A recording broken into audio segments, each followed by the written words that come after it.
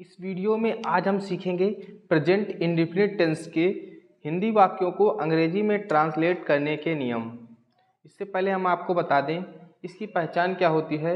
जिन हिंदी वाक्यों के अंत में ता है, ते है, ती है इत्यादि शब्द आते हैं उससे पहचान पता चल जाती है कि यह टेंस प्रेजेंट इंडेफिनिट टेंस का है। ठीक, अब हम सबसे पहले साधारण वाक्यों को अनुवाद करना सीखेंगे, फिर उसके बाद नीचे नकारात्मक, इसके बाद प्रश्नवाचक जिसके शुरुआत में क्या आता है, और इसके बाद जो दूसरे टाइप का प्रश्नवाचक होता है जिसके बीच में कोई प्रश्नवाचक शब्द आता है। तो चारों प्रकार के हम वाक्यों को आज अनुवाद करने का नियम सीखेंगे। सबसे पहला नियम होता है साधारण वाक्यों को ट्रांसलेट करने का नियम। इसमें क्या होता है कि मुख्य क्रिया में एस या ईएस लगाते हैं अगर कर्ता एक वचन है तो सबसे पहले हम चलिए अनुवाद करना स्टार्ट करते हैं। पहला हमारा ट्रांसलेशन दिया गया है, वाक्य हमारा दिया गया है राजेश प्रतिदिन विद्यालय जाता है। तो हम क्या करेंगे, राजेश की पहले अंग्रेजी लिखेंगे और जो ऊपर नियम लिख के आ रहा है इस सेटिंग के हिसाब से आपको करना है। सबसे पहले कर्ता लिखते हैं राजेश, तो हम लिख देंगे राजेश RAJESH राजेश। इसके बाद हम क्या करते हैं, मुख्य क्रिया लिखते हैं जाता है, तो जाना मुख्य क्रिया हो गई। जो काम किया जाता है कर्ता के द्वारा वह मुख्य क्रिया होती है। तो गो मीन्स जाना। अब कर्ता राजेश एक वचन है इसलिए एस या ईएस लगा देंगे, तो गो के साथ ईएस लगता है, गोज हो गया। अब इसके बाद क्या हो जाता है, आगे विद्यालय की अंग्रेजी लिखेंगे तो टू, गोज के बाद ज़्यादातर टू प्रीपोजिशन आती है क्योंकि एक जगह से दूसरे जगह पर जा रहा है तो टू प्रीपोजिशन लगा देते हैं। और विद्यालय की अंग्रेजी लिख देते हैं स्कूल, और जो अन्य शब्द बचा प्रतिदिन इसको बाद में लिख देते हैं DAILY डेली। डेली मीन्स प्रतिदिन। इस प्रकार ये वाक्य ट्रांसलेट हो जाता है। ऐसे ही दूसरा वाक्य दिया गया है वे मरीजों को रक्तदान करते हैं। सबसे पहले कर्ता वे की अंग्रेजी हो जाएगी दे, THEY। इसके बाद रक्तदान करना तो डोनेट मीन्स क्या होता है, डोनेट मीन्स होता है दान करना, और डोनेट ब्लड का मतलब होता है रक्तदान करना। तो लिखेंगे donate blood BLOOD, donate blood रक्तदान करना। अब देखिए वे बहुवचन है इसलिए मुख्य क्रिया में एस या ईएस नहीं लगाएंगे। ये मुख्य क्रिया है डोनेट, अगर एक वचन होता तो डोनेट्स लिख देते हैं ना। इसके बाद मरीजों को तो लिखेंगे to patients PATIENTS, patients means मरीज। इस प्रकार ये भी ट्रांसलेशन हो जाता है। सिपाही चोर को पकड़ता है, हम लिखेंगे पुलिस या फिर सोल्जर SOLDIER सोल्जर। सोल्जर की स्पेलिंग आप लोग एक बार देख लीजिएगा, यही होती है या फिर और कुछ। आगे लिखेंगे पकड़ना की अंग्रेजी कैच, CATCH कैच। चोर को टू थीप, THIEF। अब यहाँ पर देखिए एस या ईएस हमने नहीं लगाया है तो ये वाक्य गलत हो जाएगा क्योंकि सिपाही एक वचन है तो यहाँ पर हम ईएस लिखाएंगे कैचेज। इस प्रकार ये वाक्य अब सही माना जाएगा। आप नियम के अनुसार चलेंगे तो कोई भी ट्रांसलेशन गलत नहीं होगा। अगला है कुछ लड़के नदी में स्नान करते हैं। Some boys BATH। अब देखिए एस या ईएस नहीं लगेगा क्योंकि लड़के बहुवचन हो गए है ना। Some boys bath in the river, RIVER। कुछ लड़के नदी में स्नान करते हैं। मैं रोजाना छत पर पतंग उड़ाता हूँ। उड़ाना की अंग्रेजी होती है फ्लाई, FLY।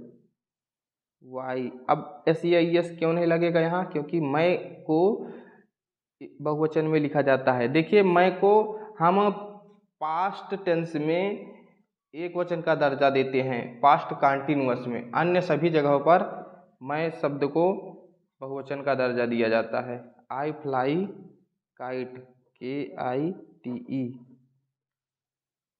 ऑन छत पर तो लिखेंगे ऑन रूफ, ROOF। और आगे क्या बचा, रोजाना तो daily, DAILY। I fly kite on roof daily. अगला हमारा वाक्य दिया गया है, एक लड़की टोकरियां बेचती है। अ गर्ल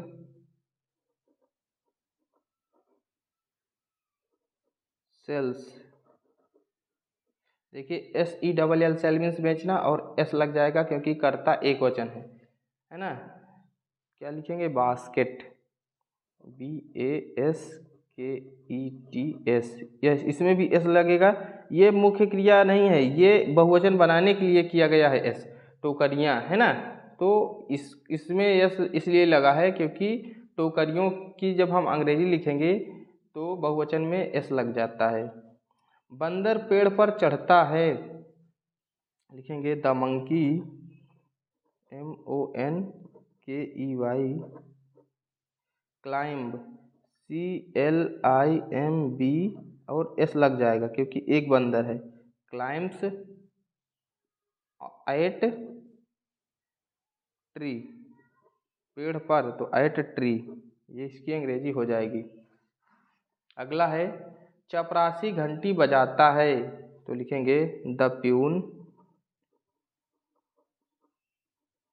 रिंग, RING, और S लग जाएगा क्योंकि कर्ता एक वचन है। द बेल, घंटी, BELL। ये हुए हमारे साधारण वाक्य जिनमें S जोड़ा जाता है या फिर नहीं जोड़ा जाता है। हमने बताया कि अगर कर्ता एक वचन है तो मुख्य क्रिया में S या S जोड़ते हैं।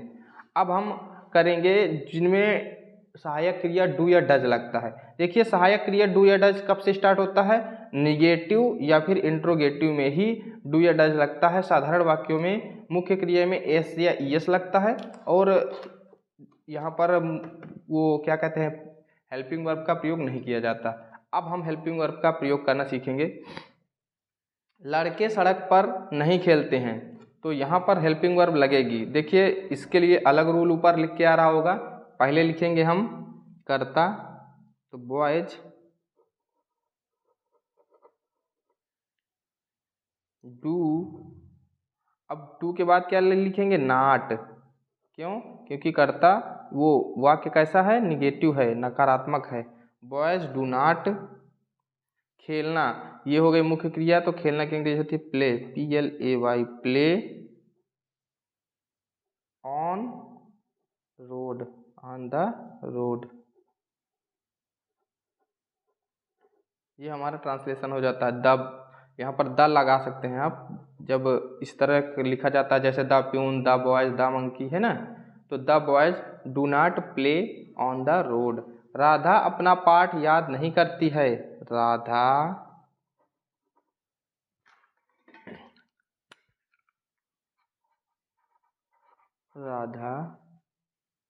Does not. डज नॉट क्यों लगा, क्योंकि कर्ता जब एक वचन होता है तो डज नॉट, और कर्ता बहुवचन होता है तो डू नॉट। ठीक, राधा डज नॉट याद करना, याद करना की अंग्रेजी होती है लर्न, LEARN।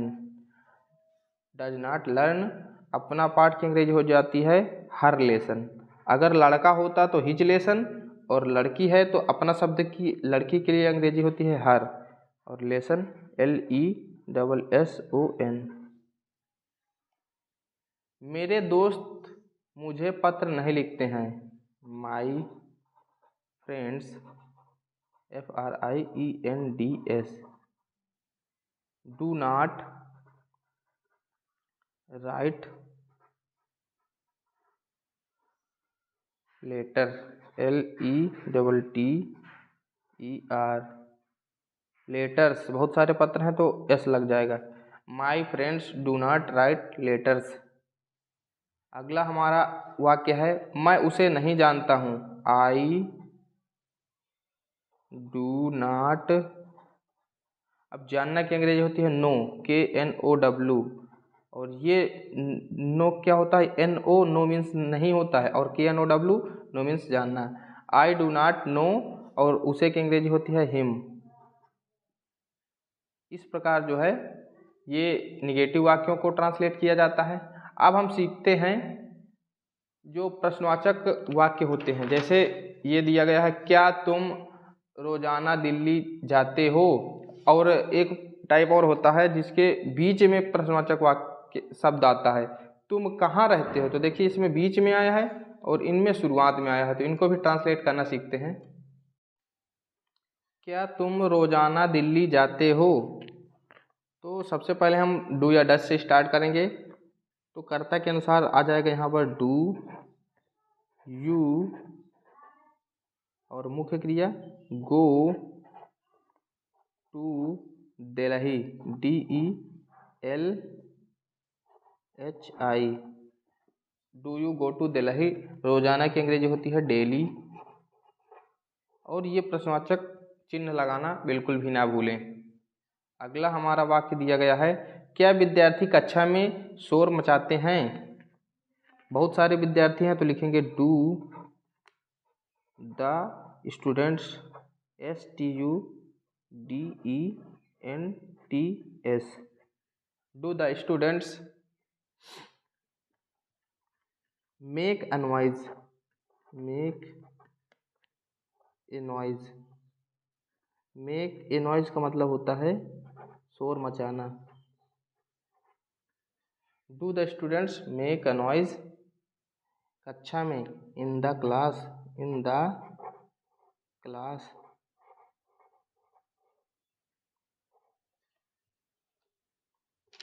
अगला हमारा जो वाक्य दिया गया है, क्या लड़के मैदान में क्रिकेट खेलते हैं। Do the boys play cricket in the ground, in the ground. क्या पक्षी आकाश में उड़ते हैं। Do the birds fly in the sky.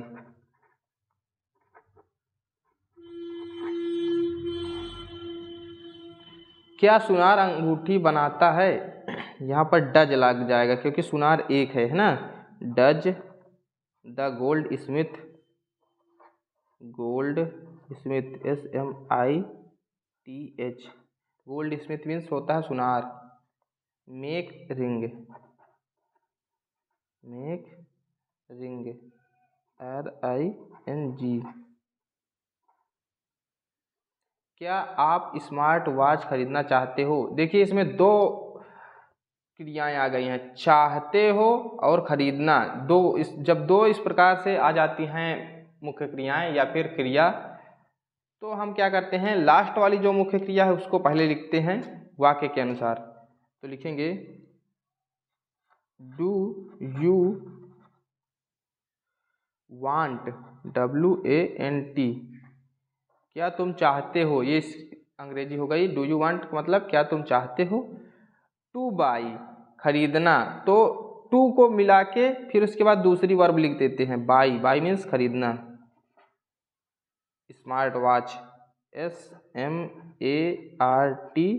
और वॉच WATCH, ये इसकी अंग्रेजी हो जाएगी। अब हमारा जो ट्रांसलेशन स्टार्ट होता है, जिनके बीच में प्रश्नवाचक शब्द आया होता है, तुम कहाँ रहते हो, तो इसके लिए भी अलग से ये जो लाइन दिख रही होगी इसके हिसाब से करेंगे। सबसे पहले हम उस प्रश्नवाचक शब्द की अंग्रेजी लिखेंगे where,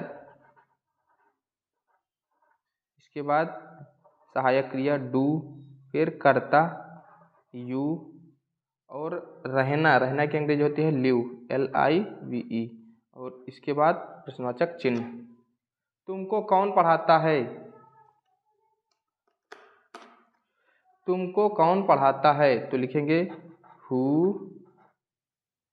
does teach you. Does क्यों आया? क्योंकि कौन जो शब्द होता है वो सामान्यतः एक वचन की श्रेणी में आता है। बंदर पेड़ पर क्यों चढ़ते हैं? Why do the monkeys MONKEYS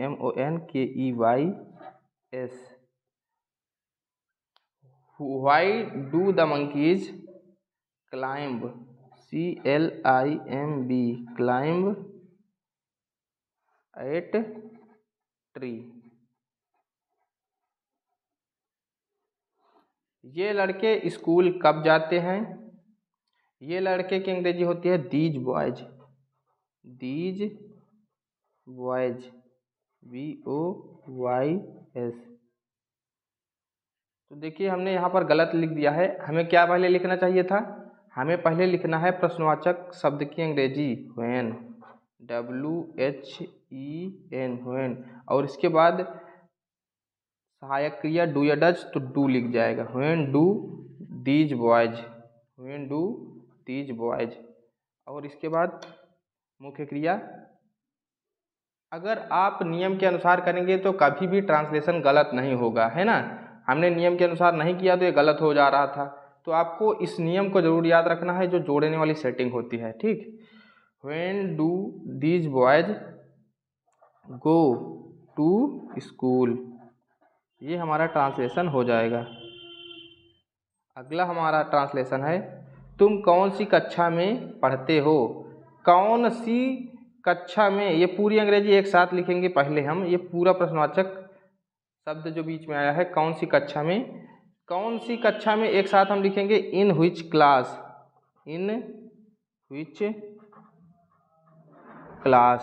ये हमारी पूरी प्रश्नवाचक शब्द हो जाएगा। इन व्हिच क्लास मतलब कौन सी कक्षा में।